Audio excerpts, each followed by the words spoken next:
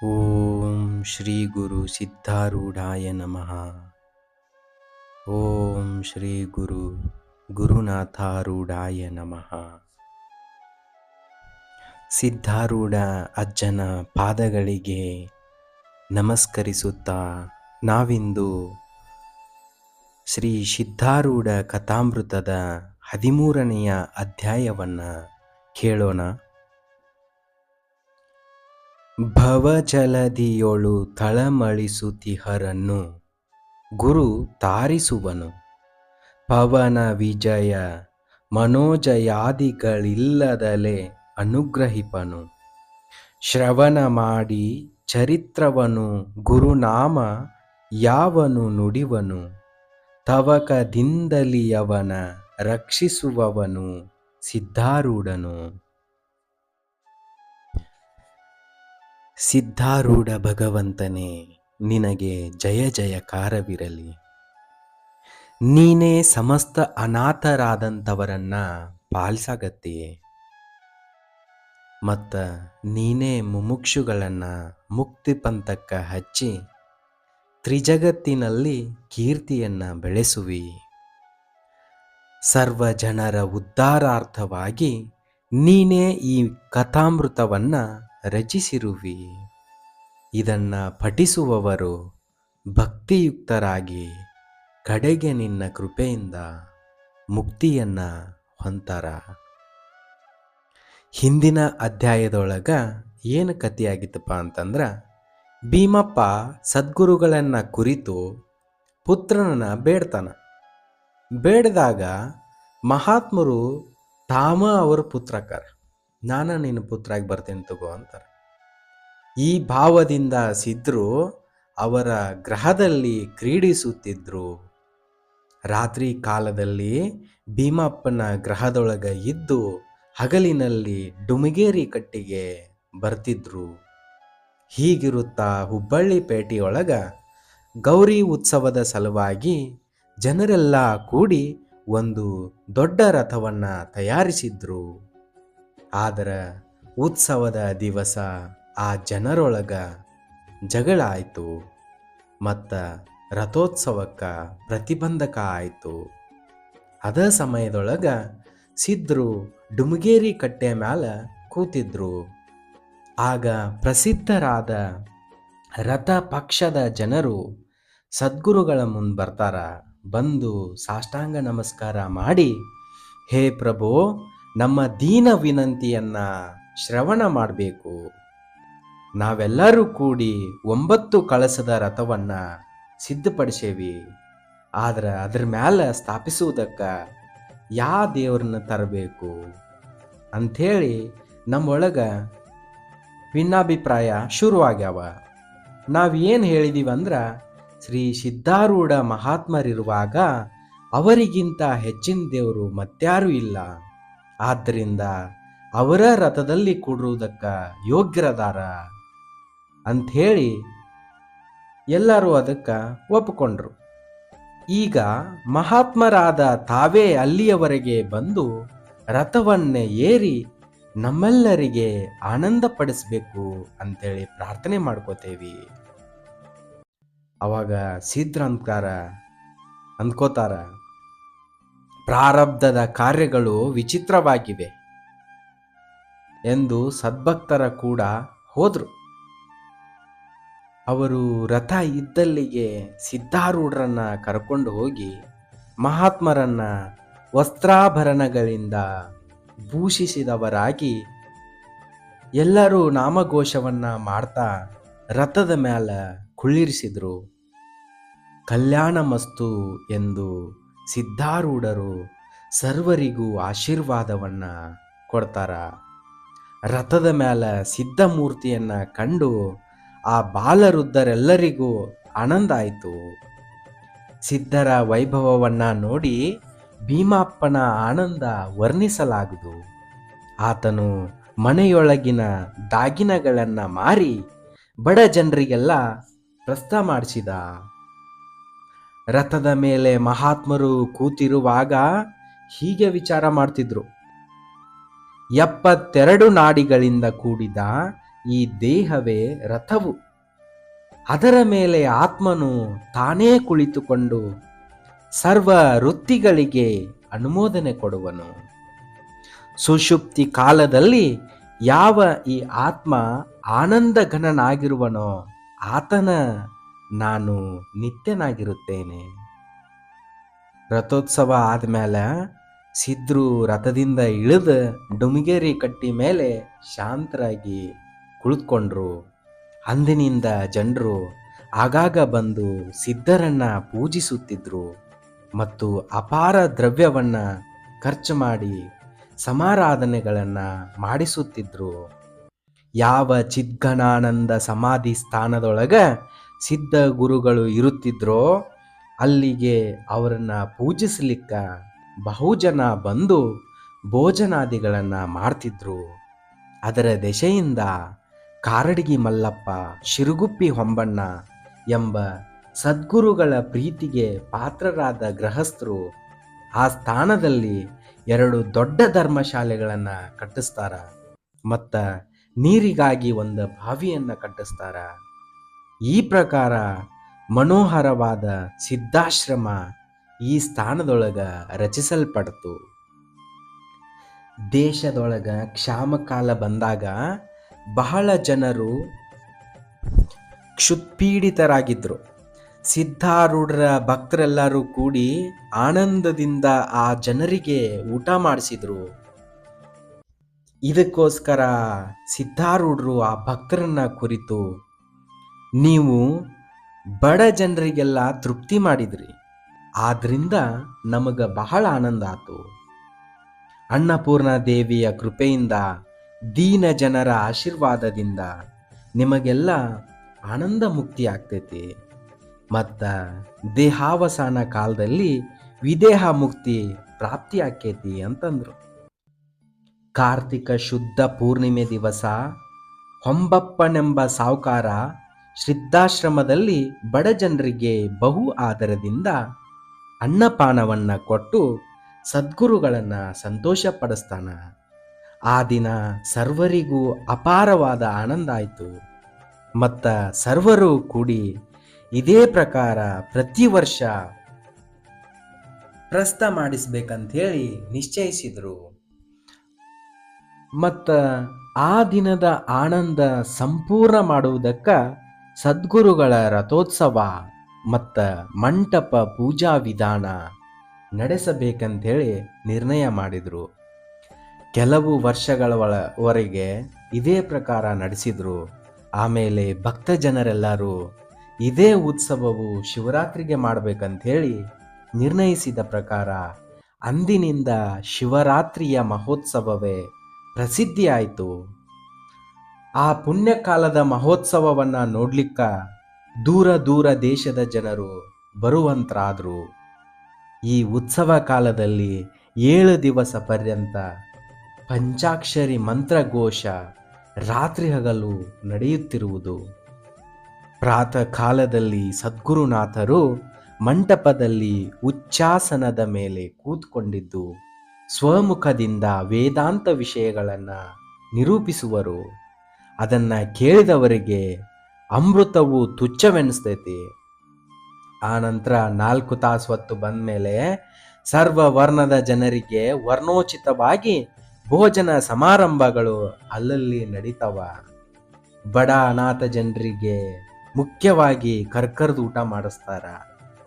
ಅಪರಾಹ್ನದಲ್ಲಿ ಕೀರ್ತನ, ಗಾಯನ, ಭಜನ ಮತ್ತು ವೇದಾಂತ ಅಥವಾ ಭಕ್ತಿಪರ ವ್ಯಾಖ್ಯಾನ ಸದ್ಗುರುಗಳ ಸನ್ನಿಧಿಯೊಳಗ ನಡೆಯುತ್ತವ.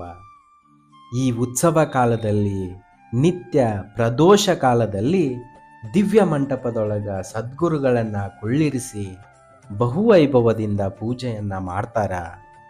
ಆ ಸಮಯದಲ್ಲಿ ಲಕ್ಷಾವಧಿ ಜನರು ನಾಮಘೋಷ ಮಾಡಿ ತಮ್ಮ ಆತ್ಮಾನಂದವನ್ನು ಪ್ರದರ್ಶನ ಮಾಡುವರು. ಈ ಪ್ರಕಾರ 7 ದಿನ ಉತ್ಸವ ನಡೆಯುವುದು. ಅಂತ್ಯ ದಿನ ಅಂದರೆ ಕೊನೆ ದಿನ ಸದ್ಗುರುಗಳನ್ನು ರಥಾರೋಹಣ ಮಾಡಿಸಿ ಬಹು ಆನಂದದಿಂದ ರಸ್ತೆಯ ಮೇಲೆ ಮೆರೆಸುತ್ತಾರ.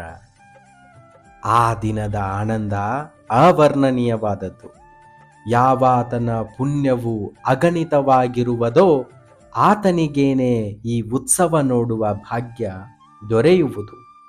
ಈ ಸಮಯದಲ್ಲಿ ಯಾವಾತನಿಗೆ ಸದ್ಗುರು ದರ್ಶನವಾಗುವುದೋ ಆತನು ಈ ಜನ್ಮದಲ್ಲಿಯೇ ಜೀವನ್ಮುಕ್ತನಾಗುವನು. ಯಾವ ಸಿದ್ಧ ಸದ್ಗುರು ಶಿಷ್ಯನ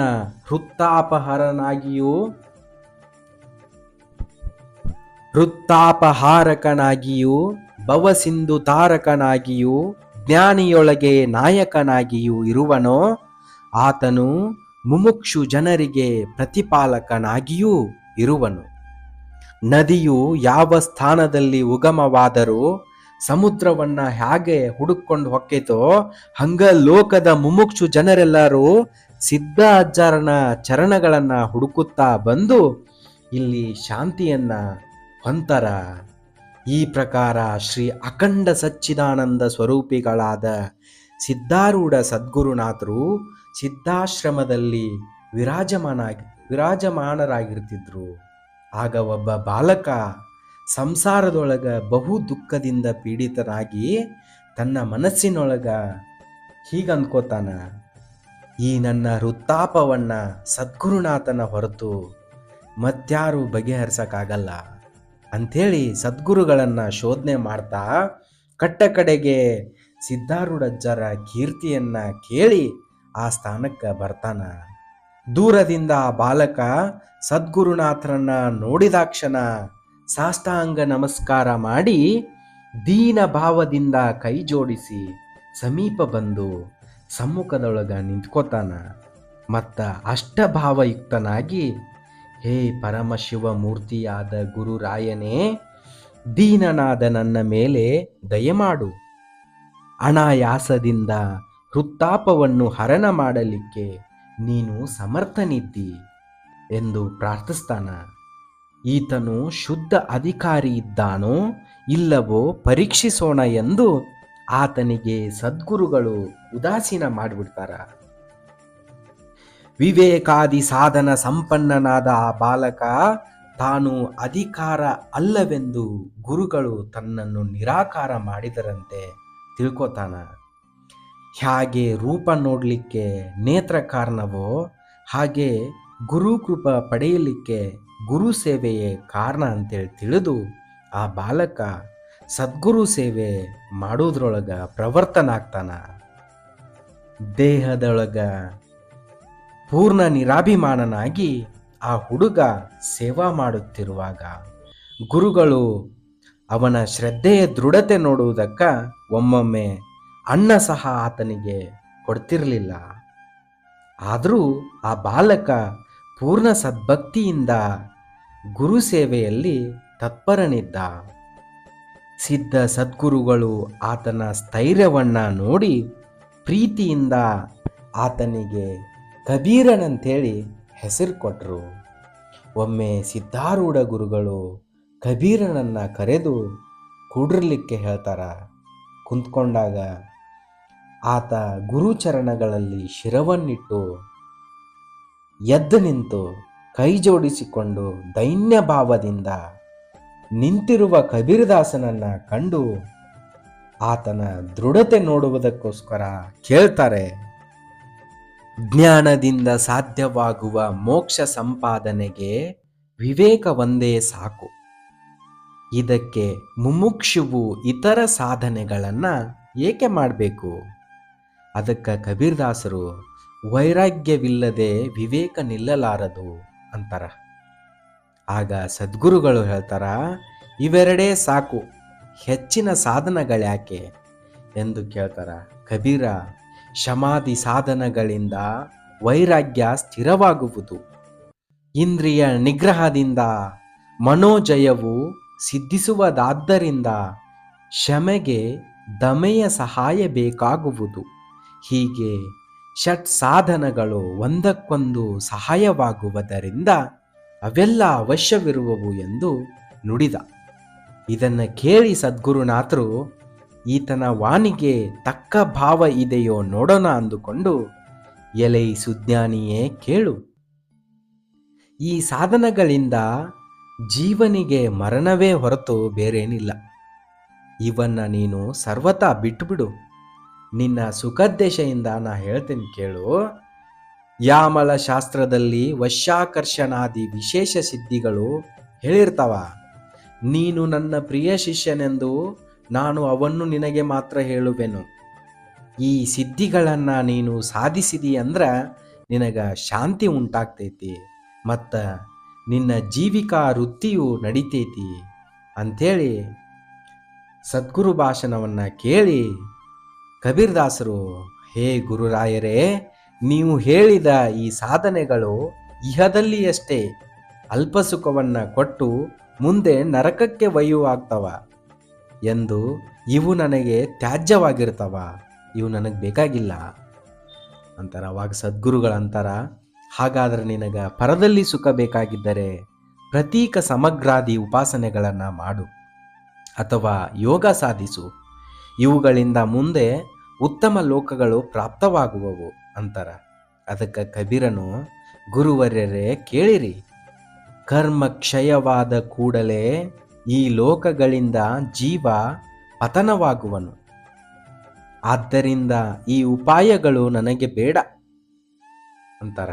ಅದಕ್ಕೆ ಸದ್ಗುರುಗಳು, ಕೇಳೇ ಪ್ರಿಯ ಶಿಷ್ಯನೇ, ಸರ್ವ ಪ್ರಾಣಿಗಳಿಗೆ ಇಹದಲ್ಲಿ ಸುಖ ಸಾಧನಗಳಾದ ವಿಷಯಗಳನ್ನು ಸಾಧಿಸು, ವ್ಯರ್ಥ ಯಾಕೆ ಒದ್ದಾಡುವಿ ಅಂದರು.